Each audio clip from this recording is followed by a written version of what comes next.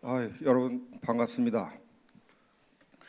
중국을 이제 어떻게 봐야 되느냐 하는 거는 뭐 우리나라만 관심 있는 게 아니고 전 세계가 중국이 앞으로 어떻게 될까에 대해서 관심을 가지고 있는데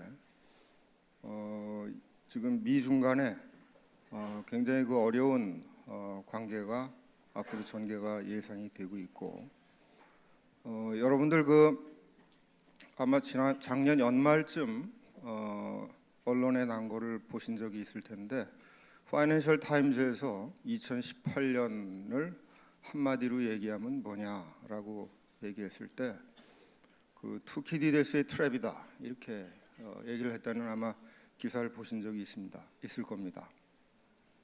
투키디데스는 이제 펠로폰네소스 전쟁, 그러니까 그리스의 아테네하고 스파르타 전쟁을 이제 일컫는 말인데, 그때 투키디데스가 한 말이 하나의 강대국이 있는데 당시 이제 스파르타입니다. 또 하나의 강대국 아테네, 또 하나의 강대국이 부상을 하게 되면 반드시 전쟁으로 가게 된다라는 그런 얘기를 한 겁니다. 그래서 그걸 하버드 대학의 그레이엄 앨리슨 교수가 2012년에 이걸 투키디데스의 트랩이다 이렇게 얘기를 했고, 지난 500년 동안을 역사를 쭉 정말 그런가 하고 연구를 해봤더니 전부 16개의 케이스를 찾아냈는데 그 중에서 12번이 진짜 전쟁을 하더라. 그래서 그러면 지금 미국이 그동안 세계의 패권 국가로서 지난 한 반세기 동안, 반세기 이상이죠, 있었는데 중국이 지금 부상하는 가운데 과연 우리 세계는 투키디데스의 트랩으로 빠지는 거냐, 뭐 이런 지금 의문을 제기하고 있는 것이죠. 그래서 작년에 파이낸셜 타임즈에서 투키디데스 트랩이 2018년에 한마디로 말하면 세계는 지금 그 상황이다 이렇게 얘기를 했던 겁니다. 근데 이제 돌이켜 보면 사실 중국은 계속 잠을 자고 있었고 잠자는 중국에 대해서 나폴레옹이 1817년에 지금부터 거의 200년이 넘은 시점인데 중국을 자게 내버려둬라. 왜냐하면 중국이 깨나면 전 세계를 흔들게 된다 이렇게 얘기를 했다고 합니다. 근데 이제 200년이 지났는데 200년이 지나기 전에 사실 중국을 국제사회로 끌어들인 거는 미국이었습니다. 1972년에 상하이 커뮤니케가 제가 한번 들어가서 찾아보니까 1972년 바로 오늘이었어요. 2월 27일 날 발표가 됐는데 이게 2월 27일 날이 굉장히 중요한 날입니다. 오늘 지금 베트남에서도 엄청난 일이 지금 우리한테 엄청난 일이 벌어지고 있고, 차이나 워치도 상하이 커뮤니케가 발표된 지 지금 47년 만에 2월 27일 날 지금 하고 있는데, 키신저 박사가 그때 이 양반이 이제 세력 균형을 모토로 삼고 있는 양반이기 때문에 소련을 좀 컨테인하기 위해서 중국을 대응마로 좀 아시아에서 키워야 되겠다 해가지고 중국을 끌어들이고 79년에 정식 국교 수립을 또 하게 되고 7년 뒤에 그 다음에 중국이 무역국으로 정말 크기 시작한 거는 물론 뭐 중국의 등소평 정책도 있고 하지만 WTO 가입을 한 15년 동안 협상을 해가지고 2001년 소위 도하 라운드가 출범하던 WTO 강요회에서 WTO 가입을 시키는데 그런 것들이 전부 어떻게 보면 미국이 해놓은 일입니다. 그래서 미국하고 중국, 우리는 뭐 그 사이에서 이 두 나라하고 너무나 깊은 관계를 맺고 있는 나라인데 하필이면 이 두 나라가 지금 이렇게 지금 싸우고 있는 상황이 됐습니다. 그래서 제가 첫 번째 오늘 질문이 보니까 너무 많이 들어왔어요. 너무 많이 들어와서 자 그러면 지금 와서 47년 지난 다음에 상하이 커뮤니케 2월 27일 날 했던 그거를 47년 지난 지금 와서 뒤돌아볼 때 그러면 키신저 박사는 잘못해 놓은 거냐? 키신저는 실수한 거냐? 키신저 박사 어떻게 생각하는지 모르겠습니다. 들어본 적 없어요. 그게 이제 첫 질문입니다. 자유롭게 한번 말씀해 주십시오.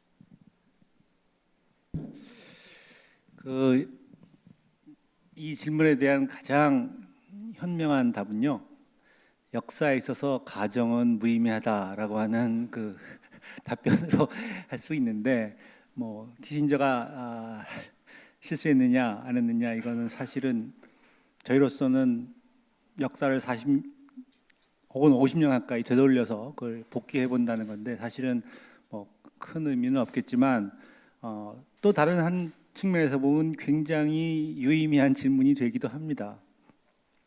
좀 더 크게 보면 지금의 소위 그 자유주의 국제 질서라고 하는 거는 2차 세계대전 이후에 미국이 주도해서 설계하고 만들고 관리해온 그런 질서라고 할 수 있는데, 미국은 중국을 이 질서 안에 끌어들여서 그 안에서 중국도 또는 전 세계 질서도 관리하는 것이 자기들 입장에서는 바람직하다라는 판단을 크게 보면 했던 거고, 좀 좁게 보면 조금 아까 말씀하셨던 대로 여러분들이 뭐 샹하이 커뮤니케라고 하면 익숙하지 않을지 모르지만 핑퐁 외교라고 하면 훨씬 더 익숙하실지 모르겠는데, 72년도가 그 탁구 외교를 해서 이제 미국이랑 중국이 이제 관계를 개선하기 시작했던 그 시점을 말씀하는 건데,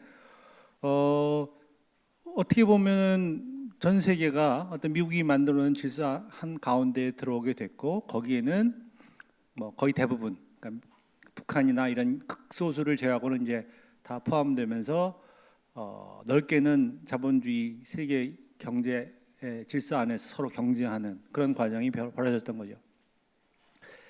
다만 우리가 쉽게 그러니까 어떻게 말하면 키신저가 실수했던 것이라고 한다면은 이제 중국의 잠재력을 조금 과소평가했던 것은 아닌가. 어떤 사람은 중국이 사회주의를 했던 것이 가장 이해가 안 되는, 설명하기 힘든 그런 시기였다. 그 중국인의 그 속성, 사고 방식, 굉장히 그 자본주의적인 그런 문화를 오랫동안 갖고 있었는데, 어떤 모택동이 공산 집권을 하고 한 30년 정도 어떻게 말하면 굉장히 내재되어 있는 자본주의적인 그 속성 내지는 문화를 억누르고 사회주의를 했던 것이 오히려 이상한, 잠시 예외적인 시기였고, 안차관님은 이제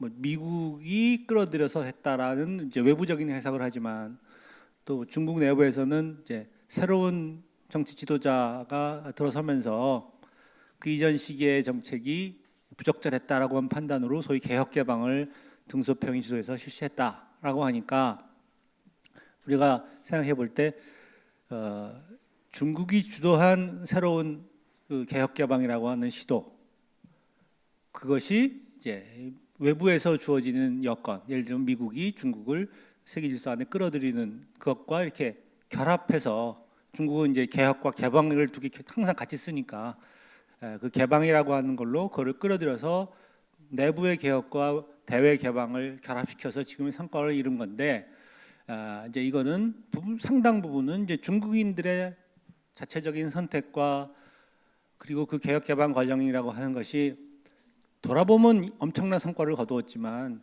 그 시기마다 굉장히 어려운 우여곡절을 겪었는데 그걸 결국은 극복해낸 것이다.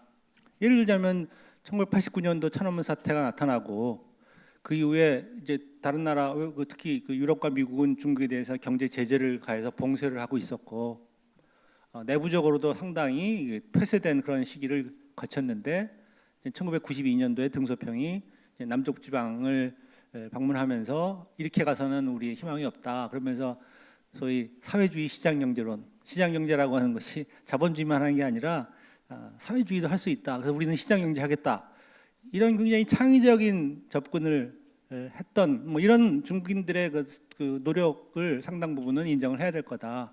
이제 거기에 이제 외부에서 상당히 좋은 여건을 만들어줬고, 아이러니하게도 그러니까 미국이 만들어놓은 질서에 가장 큰 혜택을 본 나라가 결과적으로 보면 중국이 됐다는 거죠. 특히 WTO 가입 이후에 그 질서를 가장 잘 활용해서 세계 시장을 자기네 경제 발전을 위해서 활용을 했고 그 과정에서 부분적으로 자기들이 선택적으로 이제 받아들일 건 받아들이고 수용할 건 수용하고 또 어떤 거는 이제 교묘한 방법으로 그걸 이제 피해갔다. 지금 이제 중국은 이제 그 기존 질서의 그 설계자이자 관리자인 미국하고 아직까지 대등한 입장은 결코 아니지만 어떤 도전하는 입장에서 명확히 위치를 했다라고 하는 측면에서는 뭐 어떻게 보면 미국이 의도하지 않았던 결과가 나타났기 때문에 이거는 키신저의 실수다라고 해석을 할 수도 있지만 만약 그때 키신저가 그런 것을 안 했더라도 또 다른 방식으로 어떤 식으로든 중국이 그 어떤 세계 질서로 돌아오는 과정은 나타나지 않았을까? 저는 뭐 이런 생각을 하면서 역시 다시 처음에 결론으로 들어가서 역사에 있어서 가정은 별로 중요하지 않다. 그래서 결국 우리는 이제 해석을 할 뿐인데 결과적으로는 미국이 중국의 부상을 도와준 측면이 분명히 있지만 중국의 부상을 전적으로 외부의 여건에 의해서 설명하기는 한계가 있다. 저는 이런 정도로 일단 그 큰 질문에 대한 제 개인적인 의견을 말씀드리겠습니다.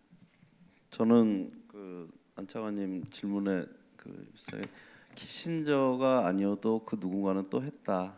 이게 제 생각입니다. 그러니까 미국의 통상 정책은 그 비즈니스의 이익에 많이 움직입니다. USTR에 실제로 그 비즈니스들이 많이 그 업계들이 많이 참여를 하고 있고요. 중국이 뭐 계속 성장을 하고 있는 그 큰 시장을 미국 비즈니스가 그냥 놔뒀을 리는 없겠다. 이게 이제 생각이고요. 나폴레옹이 그 중국을 건드리지 말아라. 그리고 이제 프랑스는 러시아를 건드렸죠. 그래가지고 망했죠. 영국은 프랑스하고 때 경쟁 관계였던 영국은 인도하고 중국으로 와가지고 1차 대전 전까지는 뭐 세계 그 패권을 지배하지 않았습니까? 그리고 결국은 또 자기 식민지였던 미국한테 그 자리를 잃어버리게 되고, 그러니까 이 역사라는 게 참 많이 돌고 돌고 그러는 것 같습니다.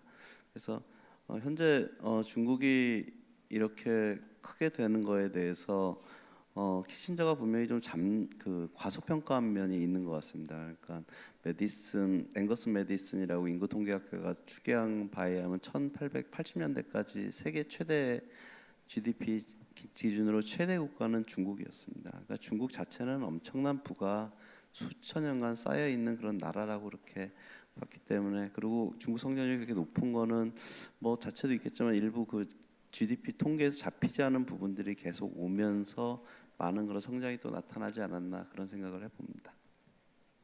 간단하게 말씀드리겠습니다. 일단 뭐 전 예스 노만 얘기하면 선택이 나쁘지 않았다라고 생각을 하고요. 그 이유로는 일단 중국이 성장하면서 과거에 골디락스라고 그러죠. 저성장, 고성장, 저물가, 고성장 시대를 그러면서 세계 경제가 굉장히 호황을 누린 시기가 20년을 잘 해서 미국이 수혜를 잘 봤습니다.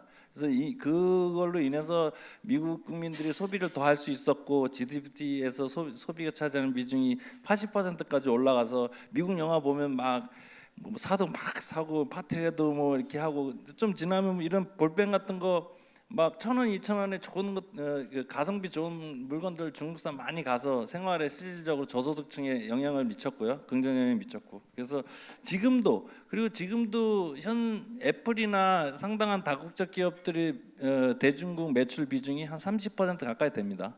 이미 지금도. 그래서 그 중국의 성장에 따른 그 미국에 대한 미국 기업이나 미국 국민들의 그 혜택이 분명히 있습니다. 그리고 아직까지도 분명히 뭐 미국이 좀 위축이 되고 좀 앞으로 중국한테 지위를 뺏길 것이다라는 그 예상이 크지만 달러와 패권을 쥐고 있고 그걸로 인해서 글로벌 금융위기도 잘 극복을 하고 그걸 달러와 패권을 발권을 통한 시너리지 효과로 인해서 자기들이 받는 고통은 나눠서 고통 전 세계가 국민이 나눠 갖고 수혜는 자기들이 갖고 하는 그런 그 시스템 하에 있기 때문에 그 아직까지 이렇게 미국이 중국에 이미 완전 뒤집어지거나 뭐 단시일 내에 이렇게 되지는 않는다고 생각합니다. 그리고 이런 상황에서 또 공교롭게 중국 경제가 구조적인 리스크가 노출되면서 또 요즘 미중 무역 분쟁에서 중국이 저자세를 보이면서 이렇게 양보를 해 나가는 게 또 이유가 있겠죠. 그러니까 그런 측면에서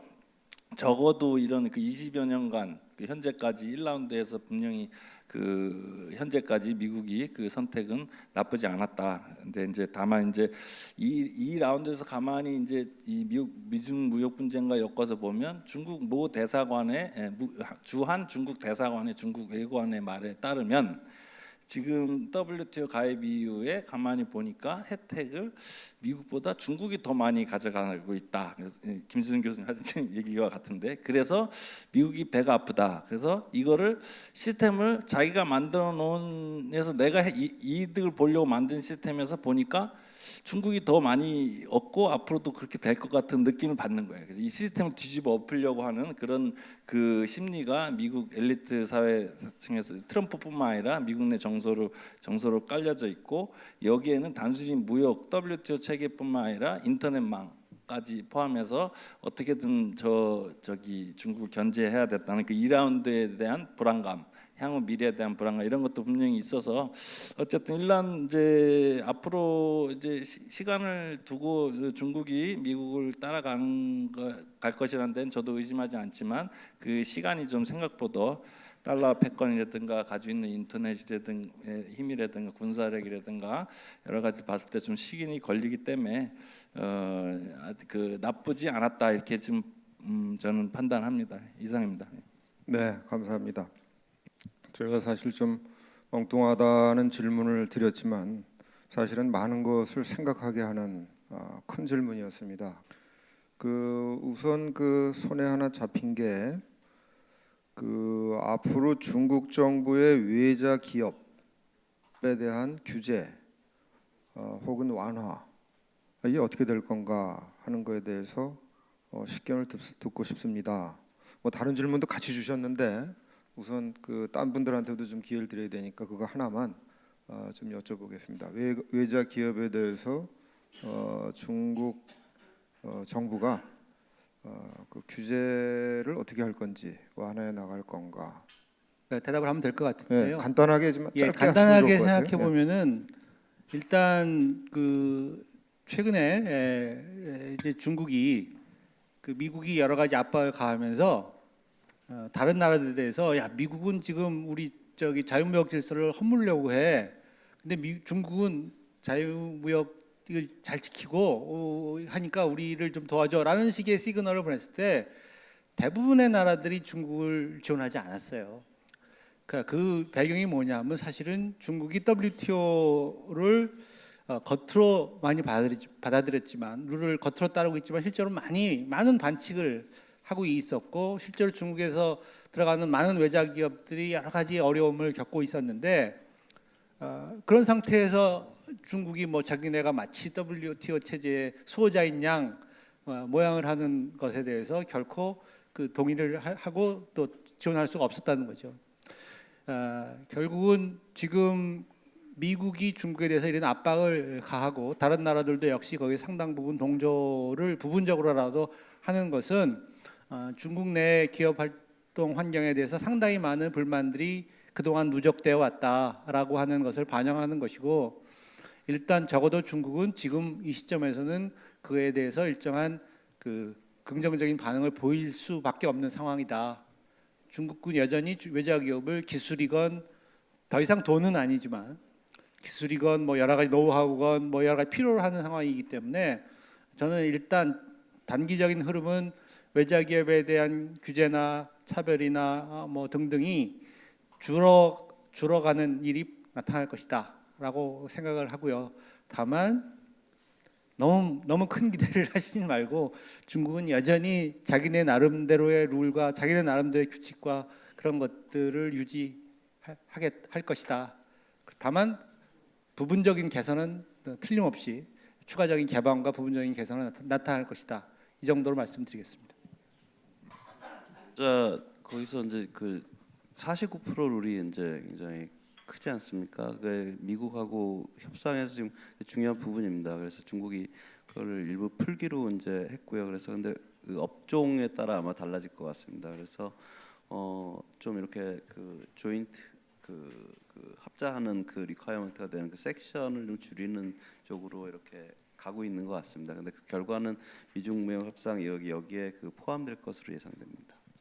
저는 이제 외자 기업에 대한 중국 정부의 정책이 김시중 교수님과 비슷하지만 그것보다는 조금 더 개방화되고 과거에 비해서 조금 더 우대 정책을 강화할 것이라고 생각합니다. 거기에는 두 가지 이유가 있는데 하나는 그 미국의 미중 통상 분쟁의 핵심이 지금 시장 개방과 그 외자 기업 내국민 대우 뭐 이런 거고요. 두 번째로는 아까도 발표 때 말씀드렸지만은 그거 미국의 통상 압박 외에도 지금 스스로도 한계에 부딪혔어요. 스스로도 지금 여러 가지 한계에 부딪혀서 외자가 꼭 필요한 상황입니다. 그래서 그 전에 이제 초기에 외자가 너무 필요해가지고 오기만 무조건 우대하던 데에서 이제 돈 말고 기술 가져와라 이렇게 좀 하다가 지금 다 이렇게 억제 정책으로 하다 다시 지금 전환된 지 외자 우대 정책으로 전환된 거는 한 3, 4년 됐는데 그게 이제 잘 작동이 안 됐어요. 그런데 그게 이제 미중 분쟁과 지금 현재 중국 경제가 처한 어려움이 두 가지, 그러니까 미국의 압박 플러스 자체 필요성이 같이 가세하면서 최근 몇 년 전보다는 상당히 좀 더 진취적으로 또 가속화될 것으로 보여지는데 그 이유는 첫 번째 이제 그 예로 이미 이제 그 금년 3월이면 다음 주에 개최하는 전인대에서 그 외국 기업에 대한 기술 이전 강요를 없애고 또 내국민 대우를 포함한 몇 가지 핵심 사항이 들어간 신외국인 투자법이 통과될 것으로 보여집니다. 지금 2차 심의를 하고 있고 두 번째는 또 2021년까지 작년도 인민은행장이 이제 미중 통상 분쟁 과정에서 이제 발표한 건데 21년까지 금융기관에 대한 외국인 지분 투자를 뭐 완전히 철폐하는 거 순서죠. 은행은 이미 철폐됐고 증권 보험 이런 순차적으로 앞으로 3년 이내에 좀 이렇게 철폐하면서 그런 쪽에 이제 개방이 확대하면서 자국의 그 경쟁력도 제고하고 뭔가 업그레이드 시켜야 될 필요성이 분명히 있습니다. 또 아까 부수적으로는 아까 경상수지가 줄면서 외화 유입이 줄기 때문에 그런 외화 수급적인 측면에서도 외화가 필요하고 어쨌든 좀 다급한 상황이기 때문에 그런 쪽에서는 꽤 가속화가 될 것이고 거기에 분명히 우리 기업들이 찾을 수 있는 기회는 있으니까 거기에 면밀히 좀 잘 대응해야 된다 이렇게 보고 있습니다. 이상입니다. 네, 감사합니다. 다음 질문입니다. 아마 학생이신 것 같은데 학생이면서도 또 아주 실질적인 질문을 해주셨어요.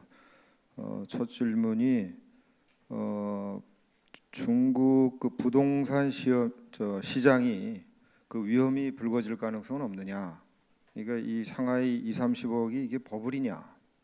이런 질문을 하시고 중국에 관심이 많은 학생이라면 어떤 준비를 해야 되겠느냐? 뭐 이건 여러분들한테 참고가 될 것 같습니다. 그래서 사실은 질문은 첫 번째 건 이지훈 우리 팀장님한테 했고 두 번째 건 우리 김시중 원장님한테 했으니까 그렇게 좀 답변을 해주십시오. 예, 말씀드리겠습니다. 일단 진짜 상해나 이 북경도 20억이 그냥 보통입니다. 상해만 그런 게 아니라 참 놀랍죠. 일단 소득 대비로는 분명히 버블이 맞습니다. 아직도 뭐 소득 전체 평균 소득으로 따지면 그 우리나라 소득보다는 한 뭐 절반 정도밖에 되지 않으니까 평균으로 물론 이제 고소득자들은 뭐 말할 게 없고요. 근데 평균 소득으로 따면 분명히 이해할 수 없는 게 맞지만. 그거를 가만히 들여보면은 그 20억이 왜 평균 가격이 20억인가 보면 이유도 있습니다. 그래서 버블이 확 붕괴되지 않을 것 같은 게 돈 많은 사람이 너무 많아요. 돈 많은 사람이 너무 많아요. 그러니까 그러니까 재산 그러니까 뭐 인당 상해 같은 데는 이미 GDP 인당 평균 GDP가 10,000불이면 뭐 넘어 20,000불 정도 됐잖아요. 그러니까 그것뿐만 아니라 상위 돈 가진 사람이 너무 많고 둘째 지방에서 이제 우리나라도 이제 지방 부호들이 뭐 부동산 사면 어디서 사죠? 강남이잖아요. 중국도 절강성에 돈 좀 있는 사람은 어디서 사지? 상해 북경이에요. 그것만 있는 게 아니라 외부에 있는 화교들 외국에 나가 있는 화교들이 저기 뭐 사회 지금 어디서 사나? 상해 북경 심천 천진 대도시로 막 이렇게 된다고. 그러니까 그 가격이 이유가 또 있는 게 있어요. 이유가 있는 게 있어서 단기 내에 이렇게 그게 그 가격만 보고서 버블로 간다 이렇게 보기는 좀 어렵고 소득도 상당히 있고 그리고 또 경제 규모가 워낙 크기 때문에 그리고 유동성이 중국 내 유동성이 GDP 대비 총통화량 비중이 한 200% 되거든요. 그게 미국은 100%밖에 안 돼요. 그래서 그런 중국 내 위안화 유동성이 상당히 높고 참고로 우리나라도 GDP 대비 M2 비중이 198%로 중국하고 거의 뭐 비슷한 수준입니다. 작년에 막 아파트 오르고 그런 게 왜 오르는가 봤더니 돈이 너무 많이 풀려 있는 그런 거 여러 가지 봤을 때 하여간 단기 이게 분명 거품은 좀 있지만 그게 그 내면에는 그 상당한 또 합리적인 이유도 있다 이렇게 보여집니다. 예, 이상입니다. 어려운 질문을 하셨는데 그 완전히 개인적인 생각인데요. 저는 중국에 관심 있고 중국 관련된 일을 하고 싶은 젊은이들이 중국에 너무 함몰되지 말라 이런 말씀을 드리고 싶어요. 그러니까 중국어를 당연히 잘해야 되지만 예를 들면 중국어만 잘하지 말고 영어도 잘할 수 있는 준비를 해라. 말이 쉽죠. 그리고 중국을 이해하되 그 중국의 논리에 빠지지 않고 그 참자적인 입장에서 중국을 이해할 수 있는 능력을 키워 나가는 것이 필요하지 않을까. 그래야지 여러분들이 어차피 여러분은 중국 사람이 될 수는 없는 거니까. 그래서 중국 관련된 일을 더 잘할 수 있는 그 제 개인적인 생각은 그런 쪽에 조금 더 보강을 하시면 좋지 않을까 이런 생각을 합니다. 네, 감사합니다. 다음 질문으로 넘어가겠는데요. 지금 그 기술력에 대한 질문을 두 분이 해주셨는데 미중 간의 통상도 이제 통상 분쟁이 있는 건 타결이 되지만 기술에 대한 경쟁은 지속되지 않겠느냐 그런 코멘트하고 그 다음에 우리 국내 기업이 어떻게 그 기술 집약으로 해서 현지화 기술 집약으로 나갈 수 있느냐 이런 질문하신 분이 있고 또 한 분은 그 중국이 이제 기술력이 되게 생산성도 따라왔지만 기술력도 한국을 다 따라왔는데 이 난국을 어떻게 헤쳐나가야 되겠느냐 이런 질문을 하셨어요. 답이 뭐 딱 부러진 답이 있을까 모르겠습니다만은 한번 이 우리 국내 제조업체들이 그 당면한 이런 그 중국과의 경쟁 상황에서 그 어떻게 가는 게 좋겠다 이런 그 생각이 좀 있으시면 좀 나눠주시면 좋겠습니다. 그 기술 부분에 관련해서 미중 간에 얘기되는 건 이제 두 가지입니다. 그 지식재산권 보호하고 그 다음에 기술 이전 부분이 두 가지인데 지식재산권 부분에 대해서는 중국이 법을 강화했고 그 다음에 그쪽에 이제 그쪽 법원을 만들어가지고 이렇게 하겠다 뭐 이런 얘기가 이미 나와 있습니다. 그러니까 중국 자체에 그러니까 중국 자체가 이제 추격자에서 점점 이렇게 선두로 가면서 AI라든가 많은 부분에서 중국이 선두로 있는 분야가 많지 않습니까? 그러면서 자체적으로 지식재산권 보호의 필요성이 높아지고 있어요. 중국 자체가요. 그래서 이런 부분은 이제 중국이 발전할수록 그런 지식재산권 보호 같은 경우는 점점 그 갈등 요소는 줄어들 것 같고 기술 이전 부분에 대해서는 이거보다 좀 어렵습니다. 기술 이전 같은 경우는 민간 간의 그 거래에 많이 사실 그 부분이 있잖아요. 그거 할 때. 근데 그거를 국가가 강제할 수 없다. 이게 중국 입장인데 미국은 이제 너네 국유 기업 체제 아니냐. 그러니까 그 결국 너네 기업은 자본주의하고 달리 국가인데 그래서 국가가 할 수 있지 않냐 이제 이런 부분입니다. 그래서 근데 이건 약간 그 어떤 기업 간의 거래 계약의 문제여가지고 좀 어려운 부분이 좀 있습니다. 그래서 이 갈등은 좀 향후 계속 될 것 같습니다. 그리고 중국이 이제 이렇게 기술 같은 경우에 이제 우리 기업이 어떻게 해야 되느냐. 저는 여기서 좀 우리가 좀 중소기업 하시는 분들 뭐 대기업 마찬가지겠지만 좀 약간 생각의 전환이 좀 필요하지 않나 이런 생각이 좀 드는 게요. 우리는 좀 99%가 중소기업이라 근데 그건 아니고 자영업이 사실 이렇게 한 30% 정도 자영업입니다. 그래서 우리 자영업 정책하고 중소기업 정책은 달리 봐야 된다고 생각을 합니다. 자영업 그거는 생계하고 좀 많이 관련이 돼 있는데 중소기업에서는 중요한 게 경쟁력입니다. 근데 지금 우리나라는 이렇게 하청 구조로 돼 있는 구조지 않습니까? 산업 발전이. 그래서 수요가 독점이 되어 있습니다. 대충 그러다 보니까 수요를 다양화하려는 노력을 안 해요. 독일 기업과 우리 기업의 차이가 거기에 있는 것 같습니다. 수요를 다양화하고 표준화하고 그래야지 이제 공급을 늘리고 그래야지 바게닝 파워도 생기고 이런 여러 가지 그게 있을 텐데 수요가 일부 기업에 이렇게 딱 고정이 돼 보니까 그 기업의 요구에 거절을 못하는 그런 상황이 되면서 발전이 안 되는 부분이 있습니다. 그래서 좀 이렇게 우리가 점점 중소기업은 수요를 다양화하려고 그러고 그렇게 하려면 결국은 표준화된 제품 만들고 거기에 기술 투자가 있어줘야 되고 그러기 위해서는 인력이 필요하고요.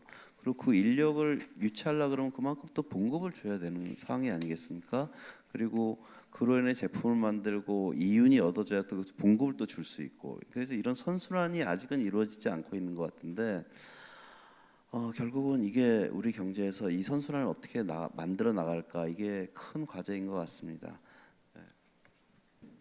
저는 조금 다른 각도에서 중국하고 우리의 그 기술 경쟁 또는 우리가 어떻게 기술 우위를 확보하냐 등등에 대해서 접근해 볼 때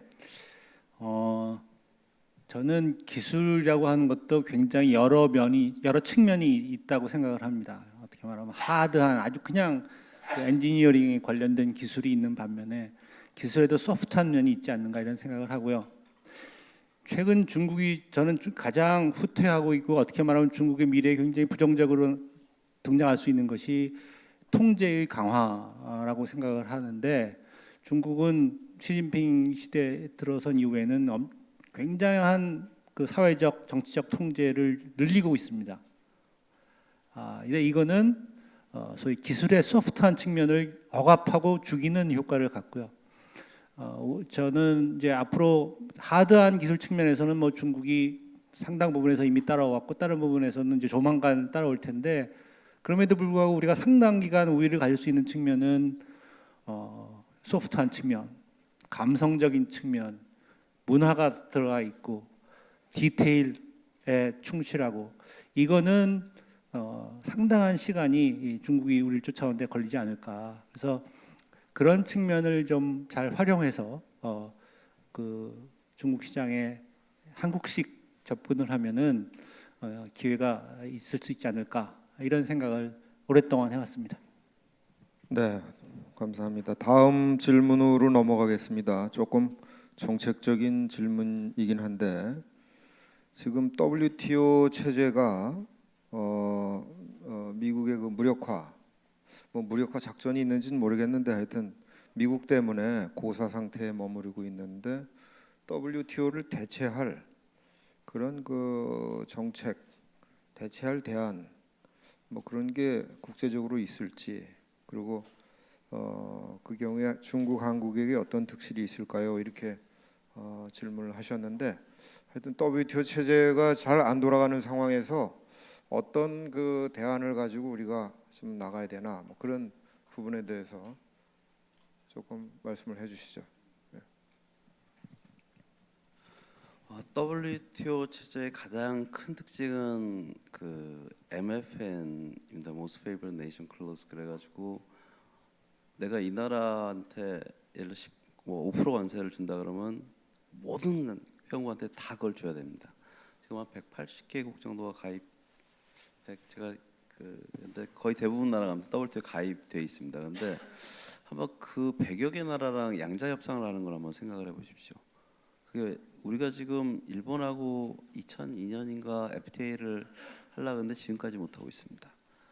양자 이 협상이랑 굉장히 어렵거든요. 그걸 100여 개 나라랑 한다는 걸 생각을 한번 해보십시오. 얼마나 많은 행정 비용이 들어갈까. 그래서 전 WTO 체제를 대체할 수 있는 거는 없다고 생각합니다.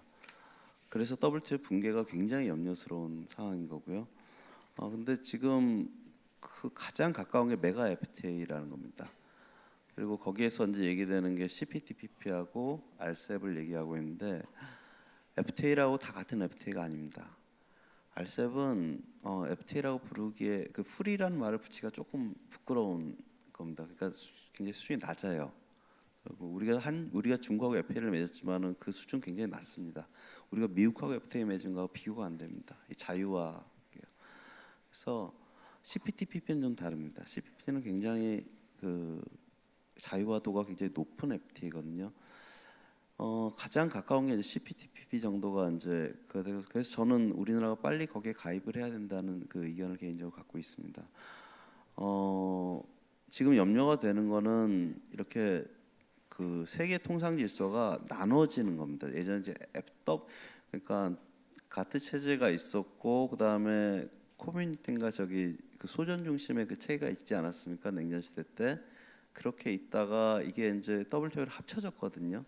근데 지금 미국과 중국으로 이렇게 다시 나눠지려는 그런 움직임이 자꾸 좀 그 있어가지고 그게 굉장히 염려되는 상황입니다. 근데 우리는 중국과 굉장히 경제적으로 가까운 상황입니다. 그리고 미국과 우리는 가까울 수밖에 없는 상황이고요. 이렇게 갈라진다면 이건 우리한테는 굉장히 안 좋은 상황입니다. 그래서 저는 이런 의미에서 우리가 WTO를 이렇게 좀 지금 다시 재건하기 위해서 우리가 굉장히 노력을 해야 되지 않나 국내적으로도 그런 생각을 합니다. 자, 그러면 다음 질문으로 넘어가겠습니다. 그 중국의 그 사드 보복 이게 지금 그 뭐 철회된 건지 원래도 사드 보복이 있다라고 중국이 얘기 안 했는데 이게 뭐 많이 지나갔는데 아직도 체감을 잘 못하는 것 같다 이런 평가를 했어요. 그래서 중국이 지금 어떤 상황이고 그 전망은 사드 보복에 대한 전망은 뭐냐 이런 질문이신데 혹시 여기에 대해서 좀 제가 먼저 매를 맞겠습니다. 이 사드 보복은 사실 그 실질적으로는 지금 어느 정도 뭐 거의 80% 정부의 그 어떤 보복 문제는 해소가 됐다고 저는 판단하는데 문제는 과거에 제가 2017년 12월 달에 한중 정상회담 직후에 중국 외교부 주관으로 중국 전문가들과 한국 전문가들이 만나서 정상회담 평가와 뭐 사드 관련된 이렇게 그 다다음 날 바로 그렇게 회의를 비공개 간담회를 가졌는데 그 이 사드가 진행되는 과정에서 우리나라도 그렇지만은 중국도 똑같이 국민적 정서가 상했어요. 우리도 그랬죠. 왜 우리가 그러잖아요. 왜 우리가 북한을 대응하는 사드를 넣는데 왜 니네가 우리 여행을 막어? 나쁘네. 그 인터넷 보면 떼놈 뭐 막 여러 가지 해서 아직까지도 지금 정책 라인에서 심지어는 우리나라의 정책 라인 또는 제 친구들까지 중국하고 상관이 없는 아주 친구들까지 미국한테 중국이 당하는 걸 보고 야 그래 너도 한번 당해봐라라는 그 심리가 기저에 깔려 있는데 그거 못지않게 중국 내에서도 사드는 없는 거였는데 네가 가지고 와서 우리 안보에 영향을 미쳤어. 그리고 니네는 미국의 편에서 우리의 안보에 위협을 주는 존재야.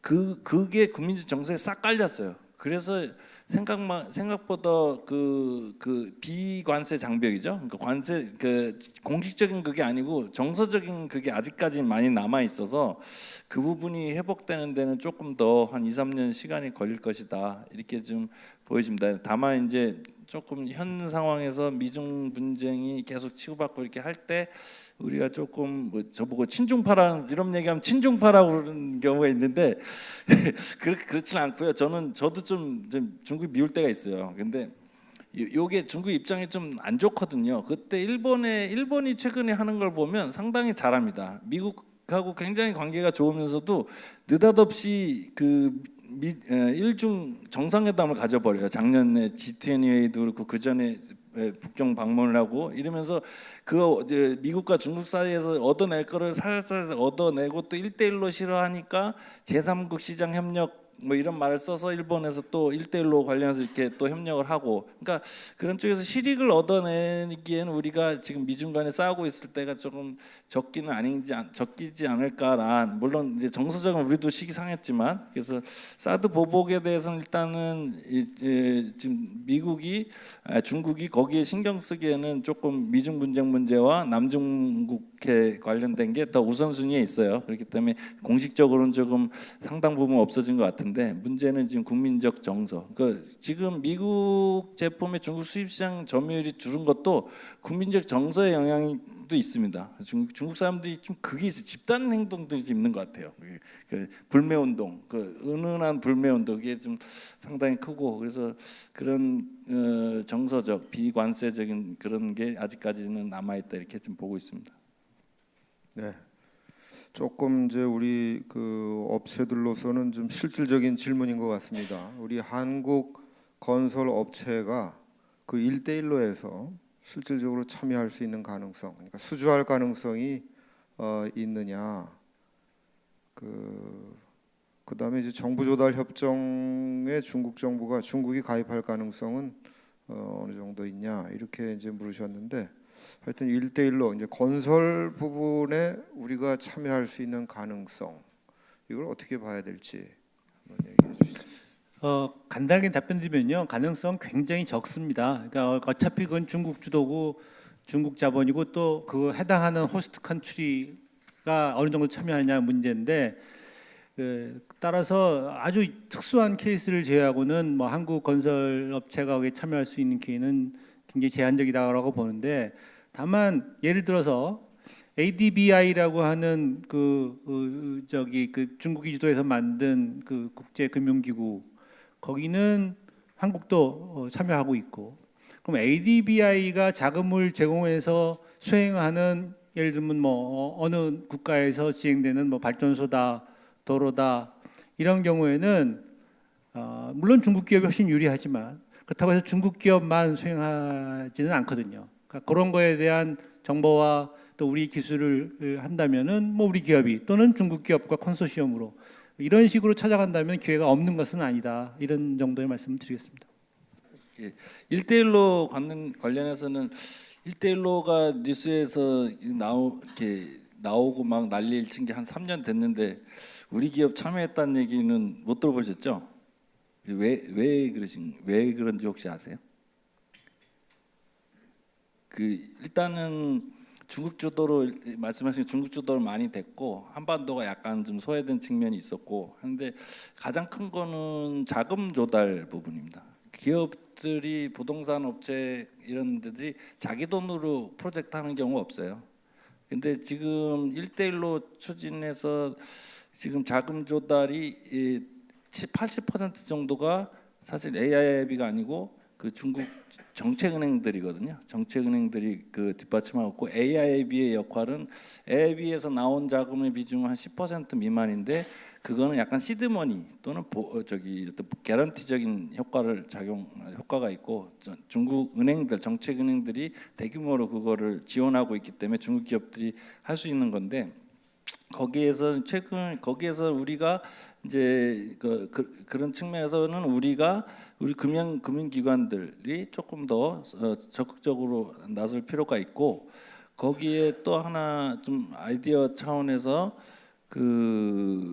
지금 중국이 1대1로 하면서 사실 잘 되고, 언론에 나온 것보다는 잘 돼요.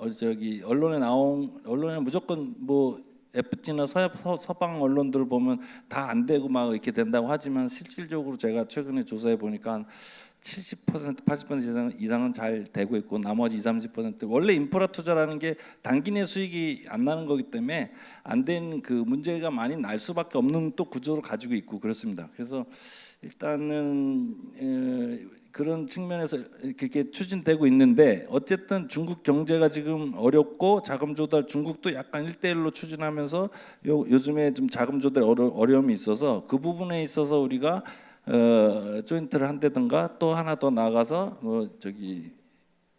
위안화 관련해서 우리나라가 위안화 이제 유동성, 국내 위안화 유동성이 좀 있는 편이니까 이걸 활용해서 같이 1대1로 좀 한다면 좀 기회연이 좀 될 수 있을 것 같고요. 그리고 어쨌든 최근 들어서의 또 변화는 중국이 약간 미중 분쟁에서 몰리다 보니까 이번에 G20 회담에서 한중 정상회담에서 시진핑이 공개적으로 최초로 그 한국이 1대1로 참여를 좀 요청을 해왔고요. 2017년 이거는 우리 2017년 12월달에 한중 정상회담에서 우리 정부에서 제안한 겁니다. 그때 저도 정부 관련 회의를 많이 다녔는데 1대1로 해서 우리가 참여하겠다. 그래서 그거에 대한 반응이 1년 뒤에 신중하게 지금 한반도까지 1대1로가 확대되는 움직임이 분명히 있어서 과거보다는 그 참여에 대한 그 환경은 좀 개선된 측면이 있다. 그래서 그런 측면에서 금융 부분, 위안화, 그다음에 정부 부분에서의 협력 이런 게 잘 된다면 좀 기회가 과거보다는 좀 늘어날 것으로 보여지고요. 그리고 또 1대1로에서 그 해당 국가에서 반중국 정서도 좀 있습니다. 그게 우리나라 기업들이 참여하면 그 정서를 조금 완화할 수 있는 그것도 좀 있는 것 같고요. 그다음 정부 조달 측면에서는 참여하기가 쉽지 않겠지만 최근에 지금 한중 금융하고 서비스 분야에서 추가 FTA 지금 협상을 진행 중인데 미중 통상 분쟁 때문에 언론에는 지금 노출이 되고 있지 않습니다. 근데 이제 미중 통상 분쟁이 마무리되면 그 부분에 있어서 조금 더 이렇게 협의가 되고 또 미중 투자 협정 같은 거를 잘 벤치마킹해서 지금 BIT라고 이런 것들을 잘 한다면 뭐 부분적이나마 조금의 기회는 있지 않을까라고 기대해 봅니다. 이상입니다. 네, 감사합니다. 뭐 조금 하실래요? 예, 1대1로 부분은 제 생각엔 뭐 우리가 북한 그쪽으로는 뭐 만약에 좀 그 인프라스트럭처 쪽이 된다면 거기에 투자기가 있지 않을까 그런 생각을 이제 해보고요. 정부 조달 협정 관련해 가지고 중국은 뭐 오래됐습니다. 지금 WTO에 가입하기 GPA에 가입하기 위해서 이미 개정안을 여러 번 냈고요. 그리고 시진핑도 거기에 뭐 올해인가 굉장히 가입을 하겠다 이 의사를 밝히고 있습니다. 실제로 미국이 WTO를 존중한다면 이게 지금 중국을 WTO 정부 조달 협정에 가입시키기 위한 좋은 조건인데 미국이 불행히도 지금 WTO에 대해서 그렇게 관심을 많이 안 보이기 때문에 그게 좀 지연되지 않나 그런 생각이 좀 듭니다. 우리나라 같은 경우는 지금 중국하고 만약에 건설 쪽에 한다 그러면 사실 우리가 좀 꺼려하는 상황입니다. 그거는 우리가. 네, 감사합니다. 중국의 건설 능력도 만만치가 않아서 사실은 이제 가입을 시키면 서로 개방해야 되기 때문에 아마 그런 신경도 좀 써야 되는 그런 상황인 것 같습니다. 다음 질문으로 넘어갑니다. 아까 발표들 하실 때 좀 나왔는데 위안화 환율에 대해서 시기적으로 좀 설명을 해줬으면 좋겠다. 그러니까 아마 조금 단기적으로 어떨지, 중장기적으로 어떨지 뭐 그런 전망을 좀 해달라고 하는 질문인 것 같습니다. 그래서 좀 간단하게 한번 뭐 환율 맞추는 거는 뭐 맞추기보다 세상에서 가장 어려운 거라고 하는데 그래도 좀 한번 말씀해 주시죠.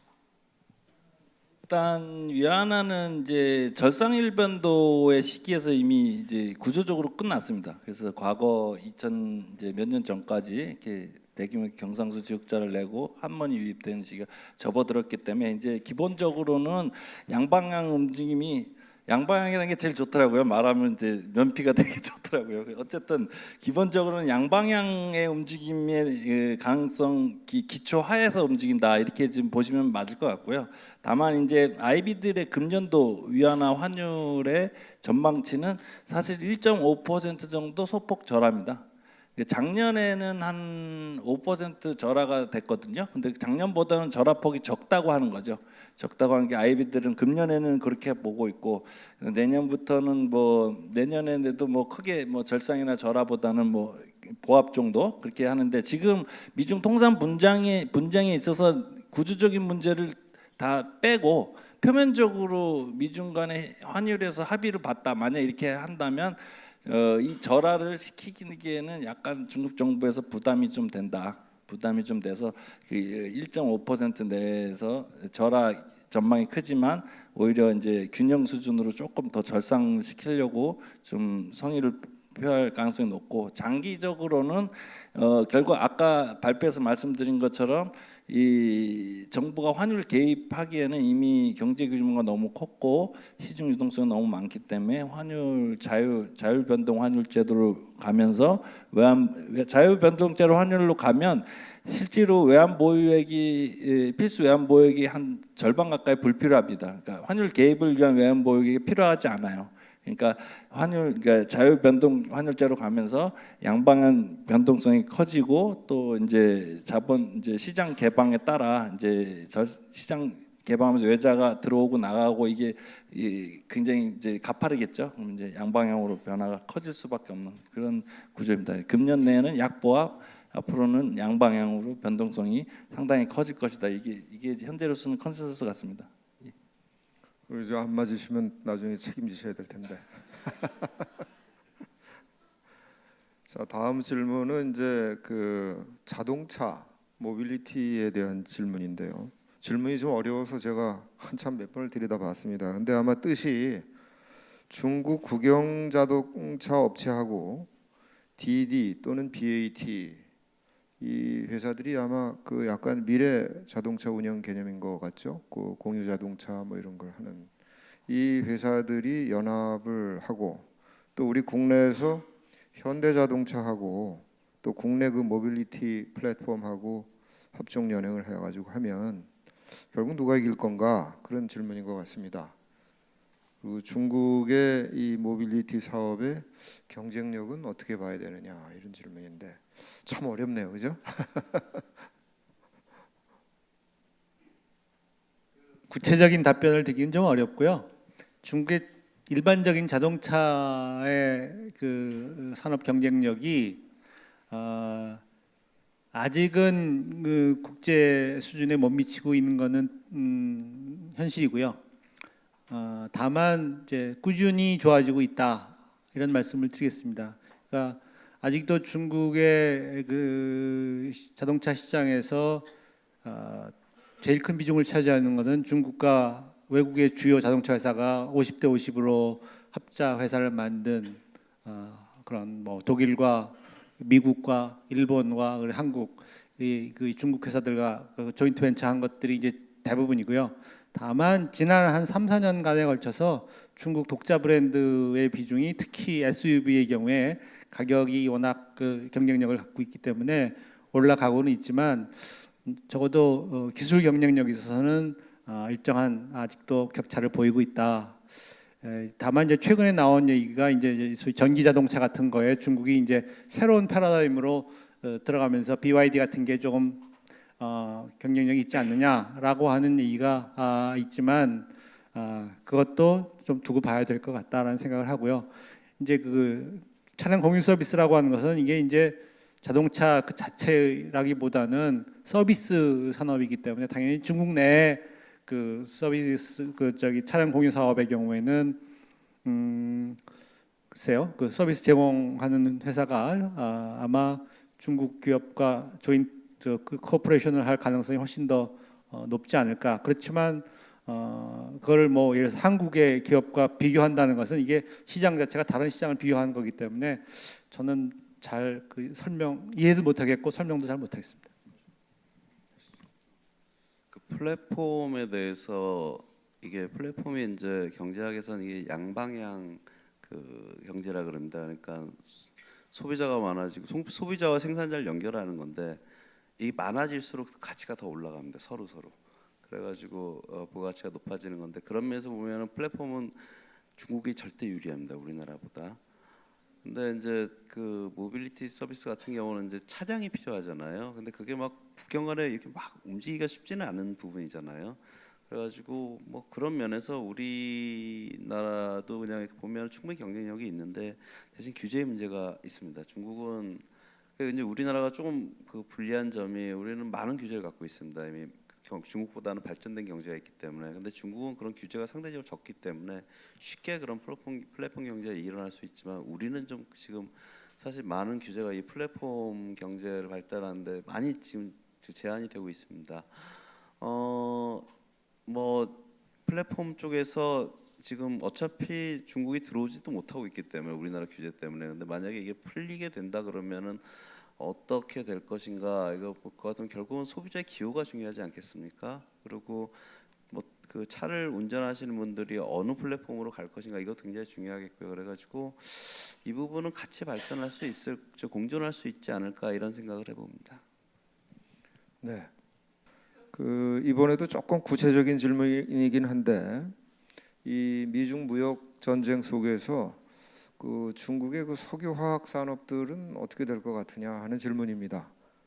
그리고 이제 미국산 원유 수입에 대해서 뭐 추가 관세 부과가 해소될 가능성이 있는지, 또 화학 제품 이런 데 대해서 관세가 어떻게 될 건지.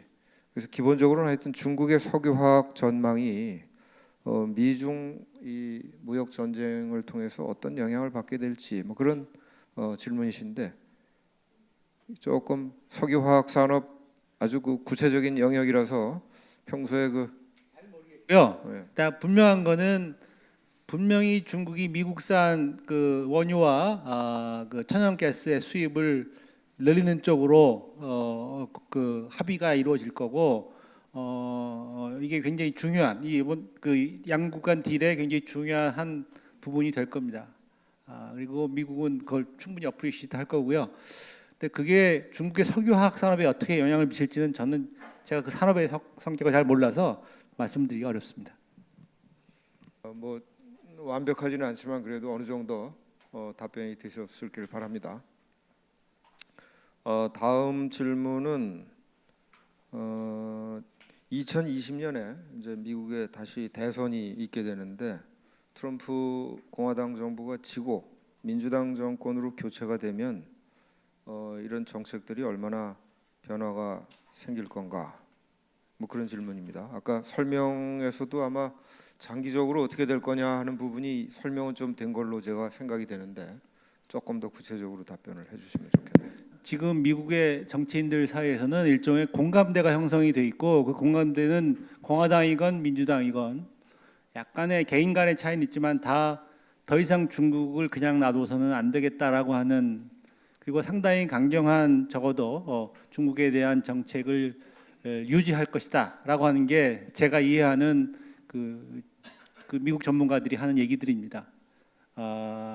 이거는 공화당과 민주당의 구별이 없고, 소위 미국의 엘리트들의 입장은 더 이상 중국의 부상을 그냥 놔둬서는 안 되고 어떤 식으로든 견제하고 컨테인해야 될 것이다, 이런 생각이 상당히 공유되어 있다라고 하는 말씀을 드립니다.